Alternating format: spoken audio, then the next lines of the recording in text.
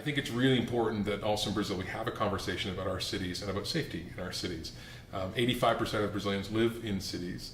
The vast majority of violence is concentrated in cities. It's hyper-concentrated amongst the poorest and minority populations.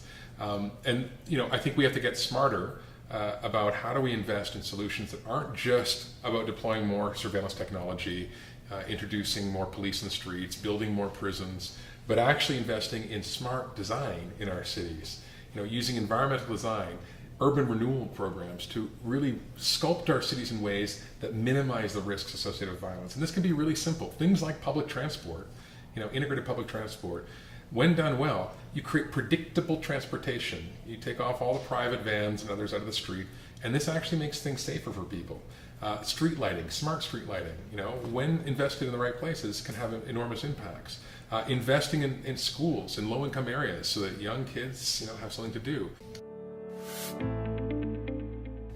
Estamos aqui hoje com Robertmuggah, cientista político, cofundador do Instituto Igarapé e também especialista em segurança e desenvolvimento. Tudo bom, Robert? Tudo bem. Fala em português or do I speak in English for you? Acho que para todo mundo é melhor se eu falo em inglês. Okay, you are one of the founders of Instituto Igarapé. What's the work you do there and how a Canadian guy just came to Brazil and founded or helped found the Instituto Igarapé? I'd like to say there is some deep philosophical, emotional, psychological reason that I came to Brazil, but the real reason really is love. I married a Brazilian woman who subsequently became my co-founder of the Igarapé Institute, the Instituto Igarapé. I came to Brazil many times over the last couple of decades under different auspices, but I arrived in 2011 with the idea of seeing whether we could explore the ways that Brazil could contribute to the world with innovation, both in terms of security and justice policy, but also in terms of technology, but also see how Brazil could benefit from technologies, social and otherwise, from around the world. So Igarapé, the Instituto Igarapé, the word Igarapé means the small rivers, right, that replenish the large vessels of water with new ideas, fresh water. The metaphor is designed to be this sort of network, this connection between the world and Brazil and the world. And our focus really was on what we see as the two major priorities for Brazil, which is security and justice. Brazil right now is facing a major challenge in security, but this is not a new challenge. This is an old challenge that goes back decades, and it has massive challenges also in terms of social justice, and especially people who are in minority communities. So Igarapé is trying to identify ways of solutions, practical solutions to try to address these security and justice challenges, either drawing from innovation locally or from abroad.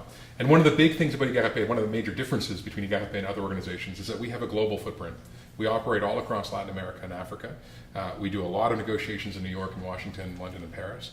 And I guess the other element is that we also design new technologies. We have an in-house team of specialists in data science and computer engineering who work together with the social scientists, not just to talk about problems and not just to visualize problems, but to design applications, software, tools, strategies to empower citizens and governments to be able to deal with problems. So we're a think and we're a do tank. So you're talking about social justice, security, and your focus on smart cities, right? How smart cities begin? I mean, how do you see the cities of today becoming smart cities of tomorrow? Well, it's a huge topic, and I think there's a lot of excitement, even perhaps, an abundance of enthusiasm for smart cities and their potential. And I think it would be wrong to confuse technology in cities with making a city smart. Smart cities, or rather wise cities, are those that use technology to improve the effectiveness and efficiency of the city specifically for citizens, to enable and empower citizens to live more fulsome, safe, and long lives. It's not about digital backbones in terms of fiber optics and new cables and predictive analytics and smart cars and smart meters. And I mean, it is part of that, but we shouldn't confuse smartness with technology. Technology needs to be in service. So for the last 20, 30 years, we've seen this idea, especially in the last 10 years, this idea of smart cities becoming in vogue. Every company in the world, every tech company, every consultancy company has a division devoted specifically to making cities smarter. And what I see, I think, is it's about harnessing the power of new technology, the abundance of big data, the ingenuity of multiple sciences that frankly didn't exist 10, 15, 20 years ago, to work with city leaders, to work with civic leaders, to work with citizens, to try to find a synergy, a harmony between those new technologies and the needs of citizens. What we're seeing right now in parts of, say, for example, the Middle East or parts of Asia, are these kind of cities of the future, these cities built out of the desert, these cities that are all sort of, wired up with the expectation that people will come flocking to them. Cities like Masdar, or in the United Arab Emirates, or Songdo in South Korea, or even Neom, this enormous city that's supposed to be built in Saudi Arabia. This is bold, ambitious, exciting, harnessing the power of technology. The problem is that these cities are often empty. People don't move to these cities. They lack the organic kind of chaos, the organized chaos that you need to have a city thrive. They're kind of inhuman to people. People don't feel a connection to these cities. So I think the key for making a city smart is making sure that there's a co-creation process, that there is some kind of interplay between technology and people. So the main goal is to find a new mindset that people that lives in this city, in this Y city, must have a different mindset. How can we achieve that? It's a great question. I mean, I think, the idea of cities and people living in cities and cities becoming kind of the primary unit of our political, social, and economic world is kind of new. It's only in the last 100 years, really, that people have made this massive move towards cities. Back in the 1800s, less than 3% of the world's population lived in a city. When nation states were first formed in 1648 with the Treaty of Westphalia, less than 1% of people lived in cities. It's really since the 1950s and 60s, especially in countries like Brazil, that we've seen this sort of hyper-urbanization of people move. So living in cities is a relatively new idea. And living in cities like Sao Paulo, with 21 million people, or Rio, with 6 million people, when we talk about the metropolitan region, that's really new. We didn't have megacities. I mean, the last megacity we had was Rome, with 1 million people before it collapsed thousands of years ago. Tenochtitlan, Mexico. Right, and exactly, Tenochtitlan in Mexico. The only megacities we had up from the 1800s until the 1950s were basically Tokyo, New York, and London. But in the last couple of years, we have 50 megacities. We have hundreds of cities with millions of people or more. So this is a new form, and it's not necessarily always intuitive that citizens live in cities and understand how to coexist and find that milieu. So we do need a nomenclature. We do need a language. We do need education to create the opportunities for people to coexist and live together. There is a tendency I see in cities of Latin America in particular, especially in Brazil, for cities to start dividing, segregating. It begins sort of subtly. It begins first socially with people pushed to the margins of the city. So people live in the periphery. And then what happens is we build infrastructure around them. So suddenly the roads sort of go around these areas. And then we build walls. And then we build higher, CCTV cameras. And then we layer that with surveillance. And what we do is we create segmented cities of walls, cities that are distant. And that's really destructive. Because if you segregate communities, you may feel safe in your tower. But all of the science, all the research suggests that you're more at risk behind your high walls than you are in a more integrated city. If you recreate and cement inequality in cities, it creates dispersion. It reduces the social cohesion in the city, and it can create more tension, more disorder, more. So I think what we need to do in Latin America and Brazil specifically is reverse this model of segregated cities. Resist the temptation to only live in condominiums when we can afford it, only invest in private security when we can afford it. To think about how do we invest in first-class infrastructure in the poorest areas? How do we create connection points between those areas of low income and those areas of higher income? How do we create bridges rather than walls? I mean, to use that somewhat tired metaphor. That is, I think, the challenge for 21st century cities in Latin America. And unfortunately, I think we're going in the other direction. At a time when we should be trying to bridge these divides, I think people are walling themselves off. And so to change that, we need to do a couple of things. One, we need to have really smart leaders, enlightened leaders who kind of look, not necessarily in the next 4 years, but look in the next 10, 15, 20 years and think about planning in that way.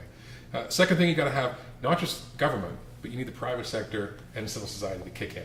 It's a three-legged stool. You need all three of these things. If you have an absence of leadership, but also private sectors are not prepared to kick in, you're not going to have much of a result. The third thing is, I think you need to start thinking about the environmental plan, the overall spatial morphology of a city, and sort of plan strategically. So it's not just about leadership, it's not just about funding, it's about having a plan that actually thinks about the future direction of the city, not just letting it grow organically, entirely uncontrolled. So creating a guide, the railway, to Right. allow people to move in a particular direction and incentivizing that. And the fourth, I think, is to give cities the power, increasingly, to be able to start to develop on their own. It's hard. Some cities will invariably do better than others because we have hubs and we have spokes, and so we need to kind of think about subsidies for those cities, those satellite cities that don't have the power, say, of Sao Paulo, but are growing like Campos. But we need to think about ways that cities can have the authority, the power to be able to raise the financing they need to be able to take the decisions they need to take. They cannot be overly dependent on the central authorities. And the central authorities can't just cut them off or treat them like a cow to be milked.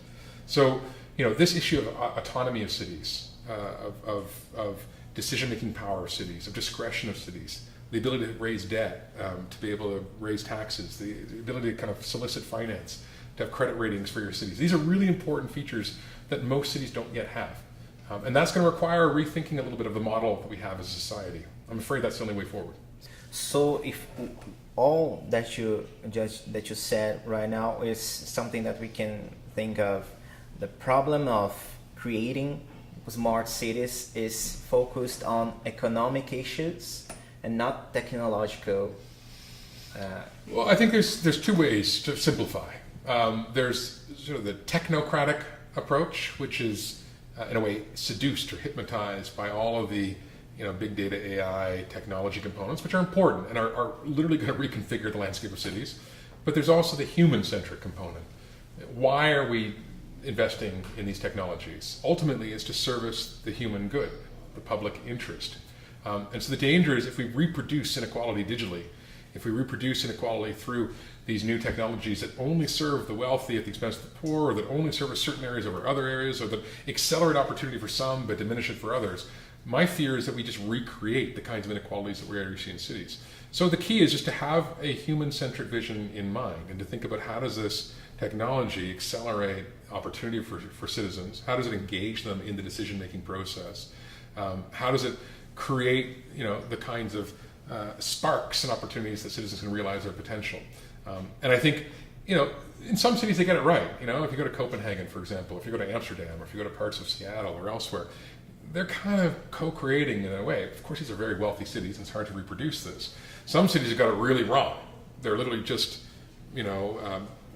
large towers in the desert, and there's nobody living in them. And they're all whizzed up, and they've got the best possible renewable energy grid matrix and the most impressive fiber optic cables and the fastest internet, but frankly, no one lives there. So the key is to find the balance. And I think there's a kind of gold rush right now, and the gold rush is about smart cities. People are rushing to try to invest as quickly as possible. And the danger is we overlook the human aspect in the push to make our cities as attractive technologically as possible.